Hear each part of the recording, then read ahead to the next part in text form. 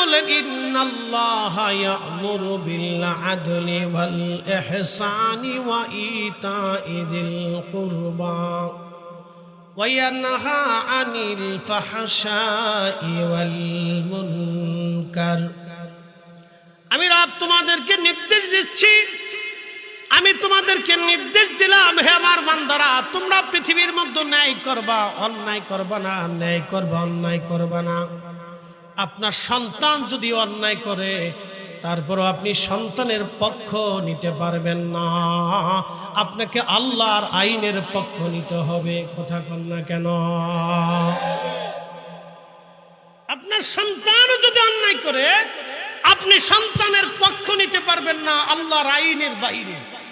আল্লাহর আইনের পক্ষে আপনাকে থাকতে হবে। হযরত ওমর নিজের সন্তানকে নিজে পিটিয়ে মেরেছেন, কারণ সন্তান অপরাধ করেছিল, নিজের সন্তানকে পর্যন্ত বিচারে তিনি ছেড়ে দেন নাই। একসাথে বলবেন আল্লাহু আকবার। এই জন্য পৃথিবীতে যারা ন্যায় বিচার করে, তারা হযরত ওমরের সাথে তাদের হাসর নাসর হয়ে যাবে।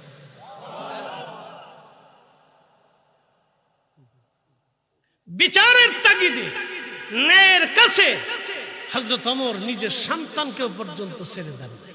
কলিজার টুকরা সন্তানকে না, এখানেও ছাড় হবে না। আর আমাদের দেশে চোখ টিভি দিয়ে সালিশ বিচার হয়। কাকা একটু ভালো করে বুঝে দেখেন, আমার পক্ষে যেতে রায় আছে, উনি অপরাধ করলে ওনার পক্ষেই যেতে হবে। এই পক্ষ বিপক্ষ পৃথিবী থেকে যতদিন না যাবে, ততদিন আমাদের মঙ্গল হবে না। শোনেন, আল্লাহ রাসূল বলেছেন, উম্মত, তোমাদের ভিতরে যদি ন্যায় বিচার প্রতিষ্ঠিত হয়, তাহলে মনে রাখবে আল্লাহর আকাশ থেকে রহমতের বৃষ্টি আসবে, তোমাদের সামান্য শস্যে আল্লাহ বরকত দিবে। যদি তোমরা পৃথিবীতে ন্যায় বিচার প্রতিষ্ঠিত করতে পারো, যদি পৃথিবীতে ন্যায় বিচার হয়, ন্যায় হয়, যদি অন্যায় না হয়, তোমরা যদি ন্যায় বিচার পৃথিবীতে প্রতিষ্ঠিত করতে পারো, তাহলে গাভীর এত পরিমাণে দুধ হবে যে এক গাভীর দুধই সারা গ্রামের মানুষ খেতে পারবে না। যদি তোমরা পৃথিবীতে ন্যায় বিচার প্রতিষ্ঠিত করো, তাহলে শুনে রাখো, একটা আনার ফল দিয়ে সারা গ্রামের মানুষ খেতে পারবে, একটা আনারই গ্রামের মানুষ খেয়ে শেষ করতে পারবে। কিন্তু আজও হয়নি। এটা হবে ইমাম মাহদীর সময়, এর আগে কেউ পারবে না। হয় নাই, চেষ্টা করতে পারি। ন্যায় বিচারটাকে আল্লাহ এইভাবে প্রাধান্য দেয়। একটা কথা মনে রাখবেন, পৃথিবীর সবচেয়ে নিকৃষ্ট ওই মানুষ যে অন্যায় বিচার করে, এর মতো কোনো জঘন্য মানুষ পৃথিবীতে নেই। যেই লোক পতিতার ব্যবসা করে, নিজের টাকা দিয়ে অন্য নারীর দেহ ভোগ করে এবং নারীদেরকে পতিতা বৃত্তি করা, তারা পৃথিবীতে একবারে শুয়োরের চাইতে নিকৃষ্ট। ও মানুষের কাতারই পড়ে না, ও শুয়োরও না, শুয়োরের চাইতেও নিকৃষ্ট। ও কুকুরের সাথে তুলনা করা যাবে না। কুকুরের 3টা গুণ আছে, ওর কোনো গুণ নাই। আর পৃথিবীতে শুয়োরের চাইতে নিকৃষ্ট তারা, যারা পৃথিবীতে মানুষের সাথে অন্যায় বিচার করে। আপনি ঠিক বললেও ঠিক, না ঠিক বললেও ঠিক।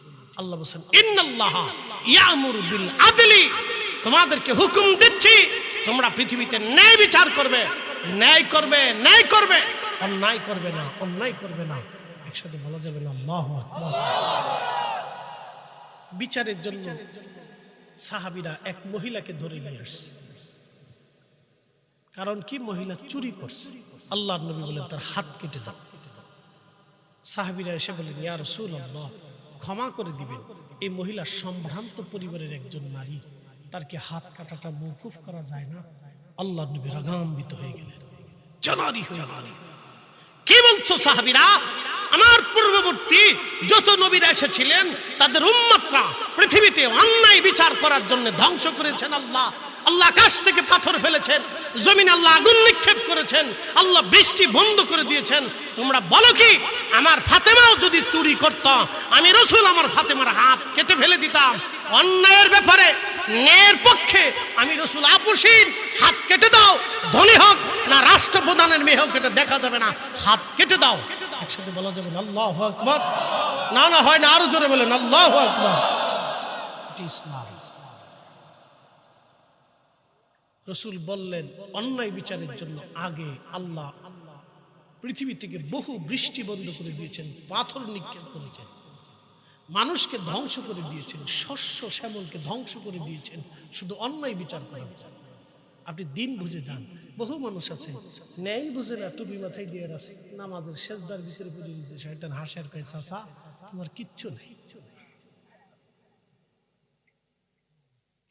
ফরিদি সাহেবের মতো ফাগরি ৩৬,০০০ বছরও যদি মাথায় দিয়ে ঘুরেন কিচ্ছু হবে না। দিন বুঝতে হবে। আমরা আসলটা হারিয়ে ফেলছি, শুধু বাহ্যিক পোশাকটা ধরে নিয়েছি, কিন্তু হৃদয়ের ভিতরে আমাদের দিন নষ্ট হয়ে গেছে। কথা ঠিক কিনা ভাই? হৃদয়টা নষ্ট হয়েছে, আমরা বাহিরের পোশাকটাকে ধরে নিয়েছি। খুব সুন্দর দেখা যাচ্ছে, বাহ কত সুন্দর হুজুর।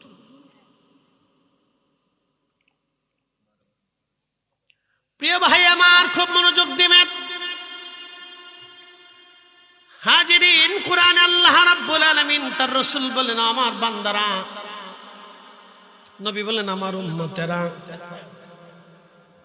120 দিনের মাথায় আল্লাহ রূহ নামক ইঞ্জিনটা এনে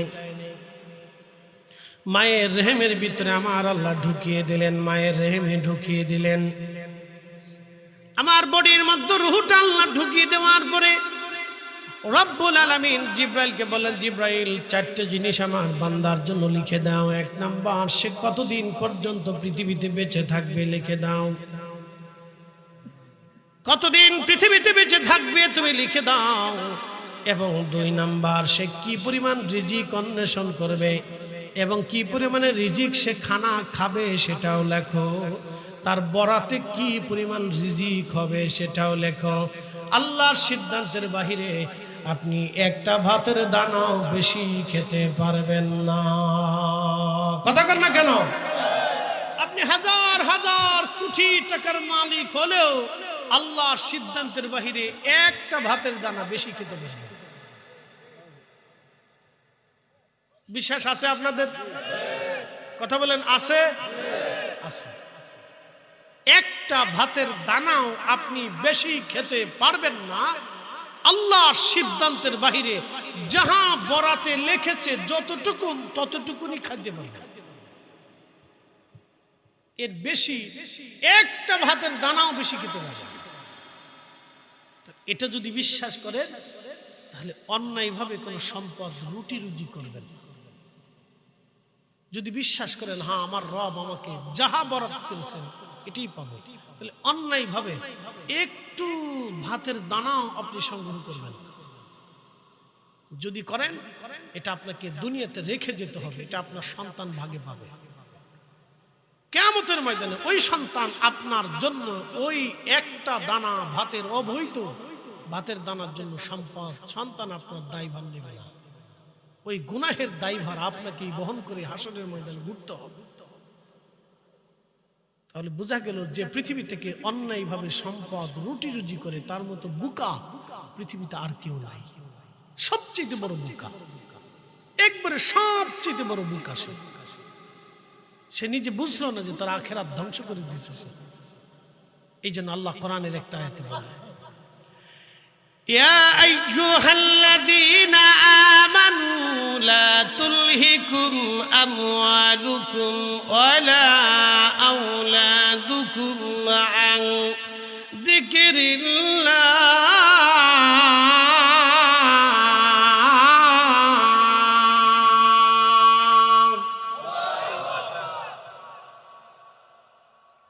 আল্লাহ কোরআনে বলে দিলেন, হে আমার ইমানদার বান্দারা,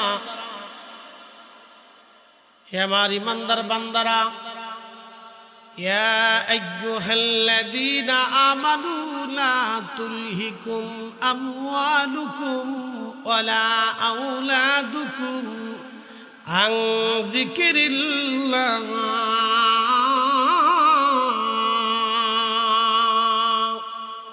হে ইমানদার বান্দারা, তুমি সম্পদ আর সন্তানের মোহে পড়ে আমি আল্লাহর জিকির থেকে নিজেকে গাফেল বানাইও না।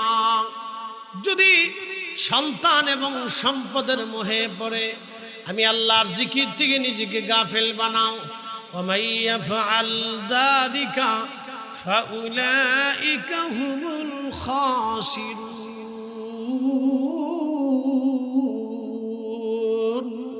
তুমি মহা ক্ষতিগ্রস্ত হয়ে যাবে, ক্ষতিগ্রস্ত হবে, ক্ষতিগ্রস্ত হবে, ক্ষতিগ্রস্ত হয়ে যাবে।